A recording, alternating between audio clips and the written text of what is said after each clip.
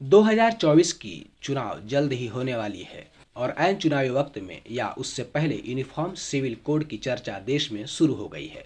भाजपा ने लोकसभा के पूर्व के चुनावों में समान नागरिक संहिता की बात भी की थी। इसी बीच उत्तराखंड में भाजपा की सरकार ने विधानसभा में uniform civil code bill pass करा दिया है और अब जल्द ही राष्ट्रपति के मुहर के बाद यह कानून राज्य में लागू हो जाएगा। इससे पहले 2022 के विधानसभा चुनाव में भाजपा ने राज्य में समान नागरिक संहिता कानून लागू करने का वायदा किया था, जिस पर आगे बढ़ते हुए उत्तराखंड ने इसे अपने विधानसभा में पास कर आगे बढ़ा दिया है। इसके साथ ही उत्तराखंड देश का ऐसा पहला राज्य हो गया है जिसने विधानसभा में समान नागरिक संहिता बिल लाकर पास करते हुए उसे लागू करने की दिशा में कदम बढ़ाया है। हालांकि इससे पहले गोवा में यह कानून पहले से लागू है, किंतु यहाँ यह कानून भारत में विलय से पहले से लागू है। पुर्तगालियों ने अपने शासन के दौर में ही वहां समान नागरिक संहिता लागू कर दी थी और 1961 में गोवा में सरकार समान नागरिक संहिता के साथ ही बनी थी। यदि हम बात करें कि उत्तराखंड में इस कानून के बनने के बाद राज्य में क्या बदलाव आ जाएगा, तो प्रमुख रूप से विवाह, तलाक, भूमि संपत्ति और विरासत कानूनों में एक समानता हो जाएगी।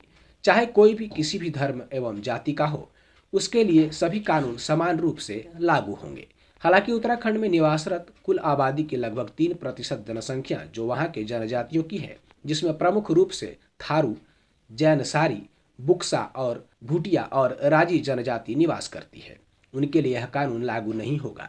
यदि इन्हें भी कानून के दायरे में लाया जाएगा तो इनकी जनजातीय परंपराएं धीरे धीरे खत्म हो जाएंगी। यही कारण है कि इन्हें इस कानून से बाहर रखा गया है। यदि उत्तराखंड की समान नागरिक संहिता के कुछ प्रमुख बिंदुओं पर नजर डालें तो बेटे और बेटी के लिए समान संपत्ति का अधिकार, वैध और नाजायज बच्चों के बीच की दूरियां खत्म होंगी, गोद लिए गए और बायोलॉजिकल रूप से जन्मे बच्चे को समानता, मृत्यु के बाद समान संपत्ति का अधिकार, बहुविवाह अर्थात एक से अधिक विवाह एवं बाल विवाह पर प्रतिबंध, किसी भी धर्म के लड़के एवं लड़कियों के लिए विवाह हेतु समान कानूनी रूप से मान्य आयु एवं समान तलाक के अधिकार की बात की गई है। एक और जहां देश की बहुसंख्यक आबादी समान नागरिक संहिता को लागू करने की पुरजोर मांग उठाती है, वहीं अल्पसंख्यक वर्ग इसका विरोध कर रहा है। वहीं इस मुद्दे पर हर चुनावी साल में राजनीति भी होती रही है, लेकिन चुनाव के बाद इस मुद्दे को ठंडे बस्ते में डाल दिया जाता है। ऐसे में बहुत से लोग हैं जो समान नागरिक संहिता के बारे में सही से नहीं जानते होंगे। ऐसे में इस वीडियो से जानिए क्या है यूनिफॉर्म सिविल कोड। संविधान के अनुच्छेद 44 में समान नागरिक संहिता की चर्चा की गई है। राज्य के नीति निर्देशक तत्व से संबंधित इस अनुच्छेद में कहा गया है कि राज्य भारत के समस्त राज्य क्षेत्र में नागरिकों के लिए एक समान नागरिक संहिता प्राप्त कराने का प्रयास करेगा। समान नागरिक संहिता में देश के प्रत्येक नागरिक के लिए एक समान कानून होता है, चाहे वो किसी भी धर्म या जाति का क्यों न हो।